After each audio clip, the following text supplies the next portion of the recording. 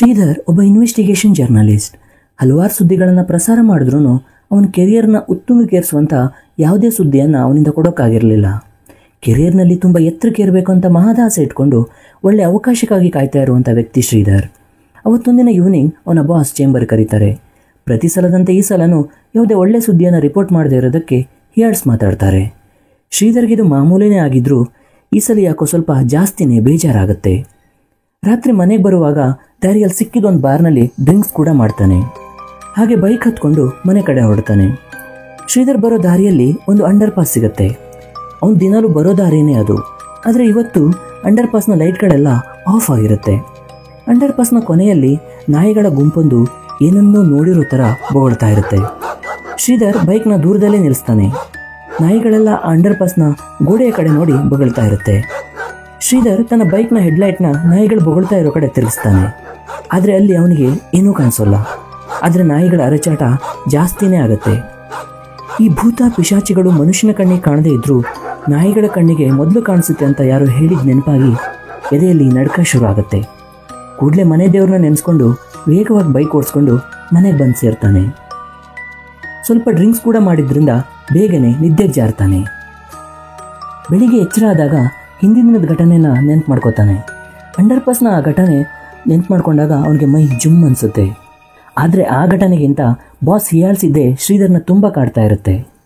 ಯಾವುದಾದ್ರೊಂದು ಜಾಗಕ್ಕೆ ಹೋಗಿ ಸ್ವಲ್ಪ ದಿನ ಸಮಯ ಕಳಿಬೇಕು ಅಂತ ಮನಸ್ಸಲ್ಲೇ ನಿರ್ಧಾರ ಮಾಡಿ ಇಮಿಡಿಯೇಟ್ ಬ್ಯಾಗ್ ಪ್ಯಾಕ್ ಮಾಡಿಕೊಂಡು ಮನೆಯಿಂದ ಹೊರಡ್ತಾನೆ.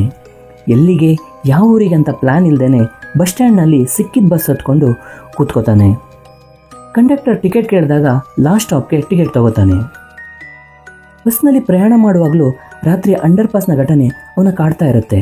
ಅವನಿಗೆ ಇದು ನಿಜಕ್ಕೂ ಹೊಸ ಅನುಭವ ಆಗಿರುತ್ತೆ. ಆ ನಾಯಿಗಳಿಗೇನಾದರೂ ಭೂತಚಾರೆ ಕಾಣಿಸುತ್ತಾ? ದೆವ್ವ ಭೂತಗಳೆಲ್ಲ ನಿಜವಾಗ್ಲೂ ಇದೆಯಾ? ರಾತ್ರಿ ಹೊತ್ತು ಅವುಗಳ ಸಂಚಾರ ಇರುತ್ತಾ?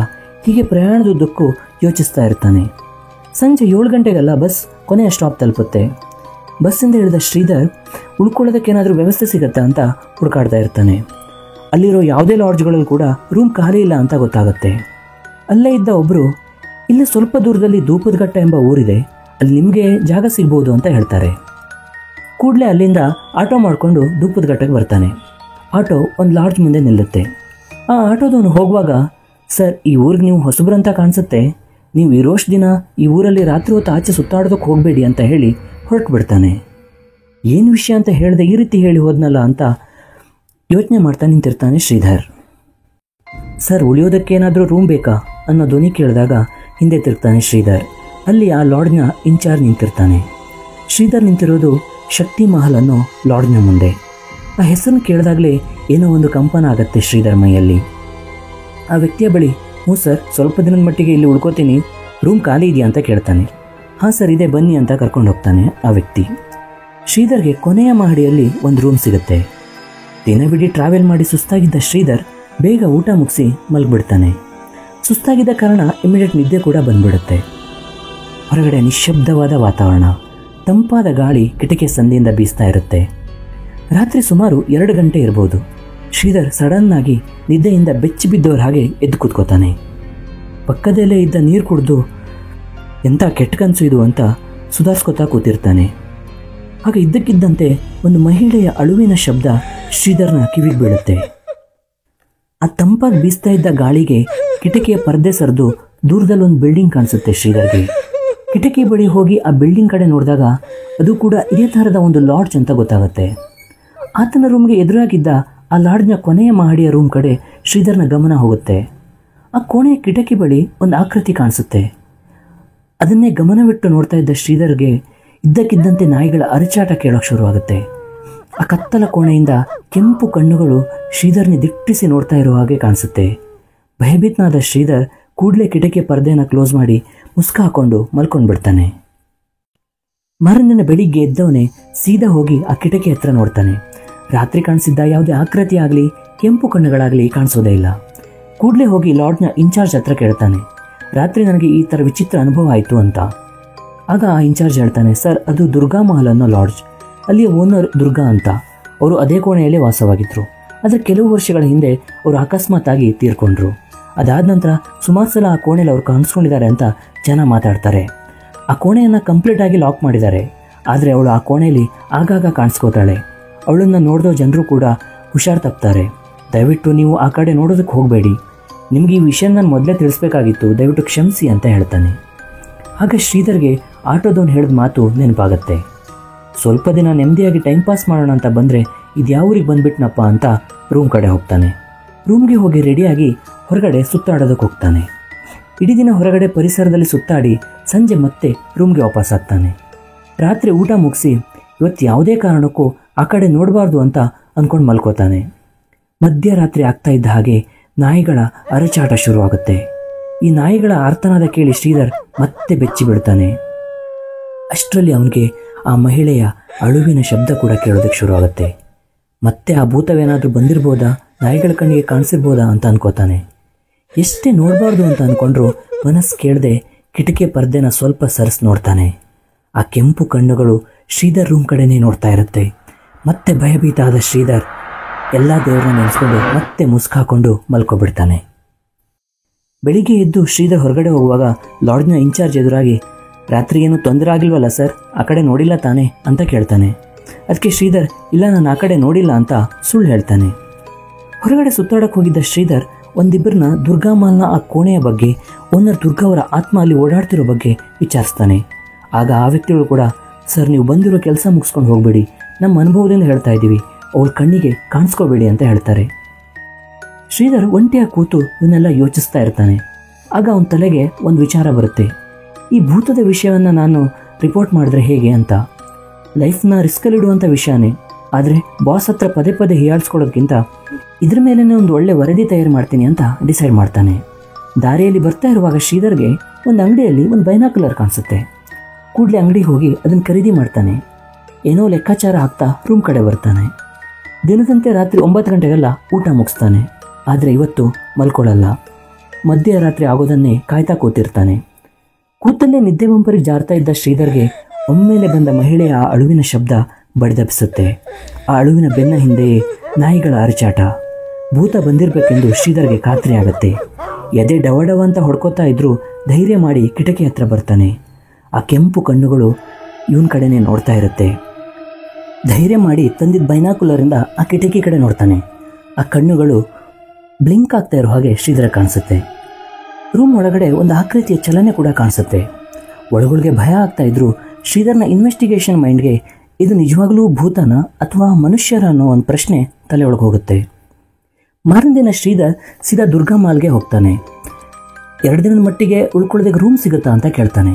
ಅವನು ಅಂದ್ಕೊಂಡಂತೆ ಅವನಿಗೆ ರೂಮ್ ಸಿಗುತ್ತೆ. ಶ್ರೀಧರ್ ಲಾಡ್ಜ್ನ ಎಲ್ಲ ಮಹಡಿಯನ್ನು ಸುತ್ತಾಡ್ಕೊಂಡು ಬರ್ತಾನೆ. ಸುತ್ತಾಡ್ತಾ ಕೊನೆಯ ಮಹಡಿಯ ಆ ಕೋಣೆಗೆ ಬರ್ತಾನೆ. ಇಷ್ಟು ದಿನ ಕೆಂಪು ಕಣ್ಣಿನ ಆಕೃತಿ ನೋಡ್ತಾ ಇದ್ದಿದ್ದು ಅವನು ಇದೇ ಕೋಣೆಯಿಂದ. ಕೋಣೆಗೆ ಪೂಜೆ ಮಾಡಿ ಮಂತ್ರ ಹಾಕಿ ಬೀಗ ಹಾಕಿದ್ದಾರೆ. ಇದನ್ನೆಲ್ಲ ನೋಡಿದ್ಮೇಲೆ ಶ್ರೀಧರ್ಗೆ ಮತ್ತೆ ಭಯ ಆಗುತ್ತೆ. ಪೂಜೆ ಮಾಡಿ ಕೋಣೆಯನ್ನು ಲಾಕ್ ಮಾಡಿದ್ದಾರೆ. ಆದರೆ ನನಗೆ ದಿನಾಲೂ ಈ ರೂಮ್ನ ಒಳಗಡೆಯಿಂದ ಒಂದು ಆಕೃತಿಯ ಸಂಚಾರ ಕಾಣಿಸ್ತಾ ಇದೆ. ಹಾಗಾದರೆ ಇದು ನಿಜವಾಗ್ಲೂ ದುರ್ಗಾ ಅವರ ಆತ್ಮನ ಅಂತ ಯೋಚನೆ ಮಾಡ್ತಾ ಇದ್ದಾಗ ಬಾಗಿಲಲ್ಲಿ ಒಂದು ಸಂಧಿ ಕಾಣಿಸುತ್ತೆ. ಆ ಬಾಗಿಲು ಸಂಧಿಯಿಂದ ಒಳಗಡೆ ನೋಡಿದಾಗ ಇನ್ನೂ ಸ್ಪಷ್ಟವಾಗಿ ಆ ಆಕೃತಿಯ ಚಲನೆ ಕಾಣಿಸುತ್ತೆ. ಬೇರೆಯವರಾಗಿದ್ದರೆ ಹೆದರಿ ಓಡ್ತಾ ಇದ್ರೇನೋ, ಆದರೆ ಹೇಳಿ ಕೇಳಿ ಇನ್ವೆಸ್ಟಿಗೇಷನ್ ಜರ್ನಲಿಸ್ಟ್ ಎಷ್ಟೇ ಭಯ ಆಗ್ತಾ ಇದ್ರು ಒಳಗಡೆ ಇರೋ ಆಕೃತಿಯನ್ನು ನೇರವಾಗಿ ನೋಡಬೇಕು ಅನ್ನೋ ಹಠಕ್ಕೆ ಬೀಳ್ತಾನೆ ಶ್ರೀಧರ್. ಕೂಡಲೇ ದುರ್ಗಾ ಮಹಲ್ನ ಸೆಕ್ಯೂರಿಟಿ ಹತ್ರ ಹೋಗಿ ಆ ಕೋಣೆಯ ಲಾಕ್ ಮಾಡಿರೋ ಬಗ್ಗೆ ವಿಚಾರಿಸ್ತಾನೆ. ಸರ್, ಅಲ್ಲಿ ನಮ್ಮ ಹಳೆಯ ಓನರ್ ದುರ್ಗಾ ಅವರ ಆತ್ಮ ಬಂದಿಯಾಗಿದೆ. ಅದು ಇವಾಗ ಗೋಸ್ಟ್ ರೂಮ್. ಅದಕ್ಕಾಗಿ ಪೂಜೆ ಮಾಡಿ ಬಾಗಿಲನ್ನು ಲಾಕ್ ಮಾಡಿದ್ದಾರೆ. ಆ ರೂಮ್ ಕಡೆ ಹೋಗಬೇಡಿ ಅಂತ ಎಚ್ಚರಿಕೆ ಕೊಡ್ತಾನೆ. ಆದರೆ ಶ್ರೀಧರ್ ಮನಸ್ಸಲ್ಲಿ ಒಂದು ಗೊಂದಲ. ಈ ಊರಲ್ಲಿ ಎಲ್ಲರೂ ಆ ಕೋಣೆನ ನೋಡಿ ಭಯ ಪಡ್ತಾ ಇದ್ದಾರೆ. ಆ ಕೋಣೆಯಲ್ಲಿ ಭೂತವನ್ನು ನೋಡಿದವರು ತೊಂದರೆನ ಅನುಭವಿಸಿದ್ದಾರೆ ಅಂತ ಕೂಡ ಹೇಳ್ತಾ ಇದ್ದಾರೆ. ಆದರೆ ನಾನು 3 ದಿನದಿಂದ ನೋಡ್ತಾ ಇದ್ದೀನಿ, ನನಗೇನೂ ತೊಂದರೆ ಆಗಿಲ್ಲ. ಶ್ರೀಧರ್ಗೆ ಆಶ್ಚರ್ಯದ ಜೊತೆಗೆ ಅವನ ಬಗ್ಗೆ ಅವನಿಗೆ ಹೆಮ್ಮೆನೂ ಆಗುತ್ತೆ. ಈ ವಿಷಯ ಅವನಿಗೆ ಸ್ವಲ್ಪ ಧೈರ್ಯ ಕೂಡ ಕೊಡುತ್ತೆ. ಮತ್ತೆ ಆ ಸೆಕ್ಯೂರಿಟಿ ಬಳಿ ದುರ್ಗಾ ಅವರ ಸಾವು ಹೇಗಾಯಿತು ಅಂತ ಕೇಳ್ತಾನೆ. ಅದ್ರ ಬಗ್ಗೆ ನನಗೆ ಮಾಹಿತಿ ಇಲ್ಲ ಅಂತ ಹೇಳ್ತಾನೆ ಆ ಸೆಕ್ಯೂರಿಟಿ. ಕೂಡಲೇ ಶ್ರೀಧರ್ ಆ ಊರಿನ ಲೈಬ್ರರಿಗೆ ಹೋಗಿ ಇವರ ಸಾವಿನ ಸುದ್ದಿ ವರದಿಯಾಗಿದ್ದ ಪತ್ರಿಕೆಗಾಗಿ ಹುಡುಕಾಟ ಶುರು ಮಾಡ್ತಾನೆ. ತುಂಬ ಪತ್ರಿಕೆಗಳ ಹುಡುಕಾಟದ ನಂತರ ಒಂದು ಪತ್ರಿಕೆ ಒಳಪುಟದಲ್ಲಿ ದುರ್ಗಾ ಮಹಲ್ನ ಮಾಲೀಕರಾದ ದುರ್ಗಾ ಅವರ ಅಕಾಲಿಕ ಮರಣ ಅನ್ನೋ ಟೈಟಲ್ನಲ್ಲಿ ಸುದ್ದಿ ಪ್ರಸಾರ ಆಗಿರುತ್ತೆ. ಬೇರೆ ಊರಿಗೆ ಪ್ರವಾಸಕ್ಕೆ ಹೋಗಿದ್ದ ದುರ್ಗಾ ಅವರು ನೀರಿನಲ್ಲಿ ಜಾರಿ ಬಿದ್ದು ಪ್ರಾಣ ಕಳ್ಕೊಂಡಿದ್ದಾರೆ. ತುಂಬ ದಿನಗಳಾಗಿರೋ ಕಾರಣ ಶವ ಗುರುತು ಸಿಗದಂತಾಗಿತ್ತು ಅಂತ ವರದಿಯಾಗಿರುತ್ತೆ. ಆದರೆ ಅಲ್ಲಿ ಶವದ ಫೋಟೋ ಏನೂ ಹಾಕಿರೋದಿಲ್ಲ. ಇದನ್ನು ನೋಡಿದ ಮೇಲೆ ಶ್ರೀಧರ್ಗೆ ಸ್ವಲ್ಪ ಅನುಮಾನ ಕಾಡುತ್ತೆ. ಕೂಡಲೇ ಆ ಪತ್ರಿಕೆಗೆ ಕರೆ ಮಾಡಿ ಆ ವರದಿಯನ್ನು ಪ್ರಸಾರ ಮಾಡಿದವರ ಅಡ್ರೆಸ್ ಕಲೆಕ್ಟ್ ಮಾಡ್ಕೋತಾರೆ. ಆ ವ್ಯಕ್ತಿ ಕರೆ ಮಾಡಿ ಇದ್ರ ಬಗ್ಗೆ ಹೆಚ್ಚಿನ ವಿಷಯ ತಿಳ್ಕೋಬೇಕು ಅಂತ ಅಂದ್ಕೊಂಡಿದ್ದ ಶ್ರೀಧರ್ಗೆ ನಿರಾಸೆ ಕಾದಿರುತ್ತೆ. ಆ ವರದಿ ಮಾಡಿದ ವ್ಯಕ್ತಿ ಕೆಲವು ದಿನಗಳ ಹಿಂದೆಯೇ ತೀರ್ಕೊಂಡಿದ್ದಾರೆ ಅನ್ನೋ ವಿಷಯ ಗೊತ್ತಾಗುತ್ತೆ. ಶ್ರೀಧರ್ಗೆ ಇದರಿಂದ ನಿರಾಸೆ ಆದರೂ ಇಟ್ಟಿರೋ ಹೆಜ್ಜೆನ ಹಿಂದೆ ಕೆಡೋಕ್ಕೆ ತಯಾರಿರಲಿಲ್ಲ. ಕೂಡಲೇ ಅಲ್ಲಿಂದ KEBಗೆ ಹೊರಡ್ತಾನೆ. ಅಲ್ಲಿರೋ ವ್ಯಕ್ತಿಗೆ ಸ್ವಲ್ಪ ಹಣ ಕೊಟ್ಟು ಇವತ್ತು ರಾತ್ರಿ 12 ಗಂಟೆಗೆ ಪವರ್ ಕಟ್ ಮಾಡಿ ಅಂತ ರಿಕ್ವೆಸ್ಟ್ ಮಾಡ್ಕೋತಾನೆ. ಅದಕ್ಕೆ KEB ಹುಡುಗ ಕೂಡ ಒಪ್ಕೋತಾನೆ. ಕೂಡಲೇ ಅಲ್ಲಿಂದ ಹೊರಟ ಶ್ರೀಧರ್ ಹತ್ತಿರದ ಆಂಜನೇಯ ಗುಡಿಗೆ ಹೋಗಿ ಕೈ ಮುಗಿದು ಒಂದು ತಾಯ್ತನ ಕಟ್ಸ್ಕೊಂಡು ಬರ್ತಾನೆ. ಸೀದಾ ದುರ್ಗಾ ಮಾಲ್ನ ತನ್ನ ಕೋಣೆಗೆ ಬಂದು ತನ್ನಲ್ಲಿದ್ದ ಒಂದು ಬ್ಯಾಟ್ರಿ, ಕ್ಯಾಮರಾನ ಎಲ್ಲವನ್ನು ರೆಡಿ ಮಾಡ್ಕೋತಾನೆ. ಒಟ್ಟಿನಲ್ಲಿ ಶ್ರೀಧರ್ ಅವತ್ತು ದೆವ್ವವನ್ನು ನೋಡೋಕ್ಕೆ ಎಲ್ಲ ರೀತಿಯಿಂದಲೂ ಸಜ್ಜಾಗ್ತಾನೆ. ಆ ರಾತ್ರಿ ಕರೆಂಟ್ ಹೋಗೋದನ್ನೇ ಕಾಯ್ತಾ ಇರ್ತಾನೆ ಶ್ರೀಧರ್. ಕೊಟ್ಟ ಮಾತಿನಂತೆ KEB ಹುಡುಗ ರಾತ್ರಿ 12 ಗಂಟೆಗೆ ಪವರ್ ಆಫ್ ಮಾಡ್ತಾನೆ. ಇತ್ತ ಕರೆಂಟ್ ಹೋಗ್ತಿದ್ದಂಗೆ ಶ್ರೀಧರ್ ದುರ್ಗಾ ಅವರ ಕೋಣೆಗೆ ಓಡ್ತಾನೆ.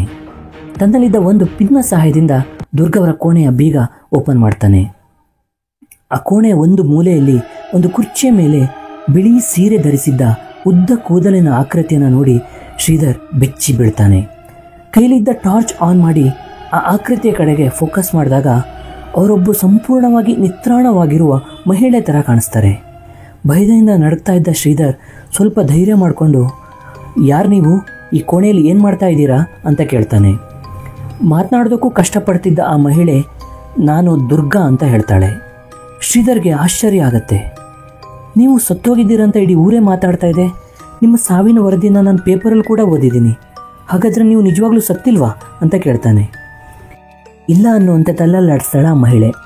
ಅಷ್ಟೊತ್ತಿಗೆ ಕರೆಂಟ್ ಬಂದು ಕೋಣೆ ಹೊರಗಿನ ಲೈಟ್ಸ್ ಎಲ್ಲ ಆನ್ ಆಗುತ್ತೆ. ಕೂಡಲೇ ಶ್ರೀಧರ್ ನಾಳೆ ನಾನು ನಿಮ್ಮನ್ನು ಖಂಡಿತ ಆಚೆ ಕರ್ಕೊಂಡು ಹೋಗ್ತೀನಿ ಅಂತ ಆಶ್ವಾಸನೆ ಕೊಟ್ಟು ರೂಮ್ನ ಲಾಕ್ ಮಾಡಿ ಅಲ್ಲಿಂದ ಹೊರಡ್ತಾನೆ. ಮಾರನೇ ಬೆಳಿಗ್ಗೆ ಶ್ರೀಧರ್ ಹತ್ತಿರದ ಪೊಲೀಸ್ ಸ್ಟೇಷನ್ಗೆ ಹೋಗಿ ವಿಷಯ ತಿಳಿಸ್ತಾನೆ. ಕೂಡಲೇ ಪೊಲೀಸ್ ಕೂಡ ಶ್ರೀಧರ್ ಜೊತೆಗೆ ದುರ್ಗಾ ಮಾಲ್ಗೆ ಬರ್ತಾರೆ. ಅಲ್ಲಿನ ಸೆಕ್ಯೂರಿಟಿ ಹತ್ರ ಕೋಣೆಯ ಬಾಗಿಲು ಓಪನ್ ಮಾಡೋದಕ್ಕೆ ಹೇಳ್ತಾರೆ. ಆದರೆ ಅವನು ಇದು ಭೂತದ ಕೋಣೆ, ನಾನು ಓಪನ್ ಮಾಡೋದಿಲ್ಲ ಅಂತ ಹೇಳ್ತಾನೆ. ಆದರೆ ಪೊಲೀಸ್ ಗದರಿದಾಗ ಓಪನ್ ಮಾಡ್ತಾನೆ. ಕೋಣೆಯ ಒಳಗೆ ಹೋದಾಗ ಅಲ್ಲಿ ದುರ್ಗಾ ಅವರು ನಿತ್ರಾಣವಾಗಿ ಕುರ್ಚಿಯ ಮೇಲೆ ಕೂತಿರ್ತಾರೆ. ಕೂಡಲೇ ಅವರನ್ನು ಆಸ್ಪತ್ರೆಗೆ ಸಾಗಿಸಲಾಗತ್ತೆ. ದುರ್ಗಾ ಅವರು ಸ್ವಲ್ಪ ಚೇತರಿಸ್ಕೊಂಡ ಮೇಲೆ ಪೊಲೀಸ್ ಅವ್ರನ್ನ ವಿಚಾರಿಸ್ತಾರೆ. ಹೇಗೆ ನೀವು ಈ ಕೋಣೆಯ ಒಳಗಡೆ ಬಂದ್ರಿ, ಎಷ್ಟು ದಿನದಿಂದ ಇದ್ರಿ, ಯಾರು ನಿಮ್ಮನ್ನು ಇಲ್ಲಿ ಬಂದಿ ಮಾಡಿದ್ದು ಅಂತ. ಆಗ ದುರ್ಗಾ ಅವರು ಇದಕ್ಕೆಲ್ಲ ಕಾರಣ ನನ್ನ ಸಹೋದರ, ಆಸ್ತಿಗಾಗಿ ನನ್ನನ್ನು ಈ ಕೋಣೆಯಲ್ಲಿ ಬಂದಿ ಮಾಡಿದ್ದ ಅಂತ ಹೇಳ್ತಾರೆ. ಕೂಡಲೇ ದುರ್ಗಾ ಅವರ ಸಹೋದರನ್ನು ಕೂಡ ಸ್ಥಳಕ್ಕೆ ಕರೆಸ್ತಾರೆ. ಮತ್ತೆ ದುರ್ಗಾ ಅವರು ಮುಂದುವರಿಸಿ, ಈತನಿಗೆ ಪರಿಚಯ ಇರೋ ಒಬ್ಬ ಪತ್ರಕರ್ತನಿಗೆ ಹಣ ಕೊಟ್ಟು ನಾನು ಸತ್ತಿರೋ ಹಾಗೆ ಸುದ್ದಿಯನ್ನು ಪ್ರಚಾರ ಮಾಡ್ದ. ಒಂದು ಅನಾಮಿಕ ಶವವನ್ನು ತೊಗೊಂಡು ಬಂದು ನನ್ನ ಹೆಸರಲ್ಲಿ ಅಂತ್ಯಕ್ರಿಯೆ ಕೂಡ ಮಾಡಿಬಿಟ್ಟ. ಆಸ್ತಿಗಾಗಿ ಸಹಿ ಮಾಡುವಂತೆ ದಿನಾಲೂ ಈತ ನನ್ನ ಪೀಡಿಸ್ತಾ ಇದ್ದ. ನಾನು ಸಹಿ ಮಾಡಿದರೆ ನನ್ನ ಯಾವತ್ತೋ ಕೊಲ್ತಾ ಇದ್ನೇನೋ. ದಿನಾಲೂ ನನಗೊಂದು ಇಂಜೆಕ್ಷನ್ ನೀಡಿ ನನ್ನ ಅತ್ತ ಸಾಯದಂತೆ ಇತ್ತ ಬದುಕದಂತೆ ಮಾಡಿದ್ದಾನೆ. ಈ ಕೋಣೆಗೆ ಭೂತದ ಕೋಣೆ ಅಂತ ಹೆಸರಿಟ್ಟು ಜನರನ್ನು ಕೂಡ ನಂಬಿಸ್ಬಿಟ್ಟ ಅಂತ ಹೇಳ್ತಾರೆ. ಆಸ್ತಿಗಾಗಿ ತನ್ನ ಸ್ವಂತ ಸಹೋದರನ್ನು ಕೊಲ್ಲಲು ಹೊರಟಿದ್ದ ದುರ್ಗಾ ಅವರ ಸಹೋದರನನ್ನು ಪೊಲೀಸ್ ಅರೆಸ್ಟ್ ಮಾಡ್ತಾರೆ ಮತ್ತು ಅನಾಮಿಕ ಶವವನ್ನು ಪೂರೈಸಿದ ವ್ಯಕ್ತಿಯನ್ನು ಕೂಡ ಅರೆಸ್ಟ್ ಮಾಡ್ತಾರೆ. ತಮ್ಮ ಪ್ರಾಣ ಉಳಿಸಿದ್ದಕ್ಕೆ ದುರ್ಗಾ ಅವರು ಶ್ರೀಧರ್ಗೆ ಅಭಿನಂದನೆಯನ್ನು ಸಲ್ಲಿಸ್ತಾರೆ. ಇತ್ತ ಕಡೆ ತನ್ನ ಪ್ರಾಣದ ಹಂಗು ಮರೆತು ಈ ಭೂತದ ರಹಸ್ಯನ ಭೇದಿಸಿದ್ದಕ್ಕೆ ಶ್ರೀಧರ್ಗೆ ಬಾಸ್ ಆದಿಯಾಗಿ ಎಲ್ಲರ ಪ್ರಶಂಸೆಯ ಜೊತೆಗೆ ಪ್ರಮೋಷನ್ ಕೂಡ ಹುಡ್ಕೊಂಡು ಬಂದಿರುತ್ತೆ.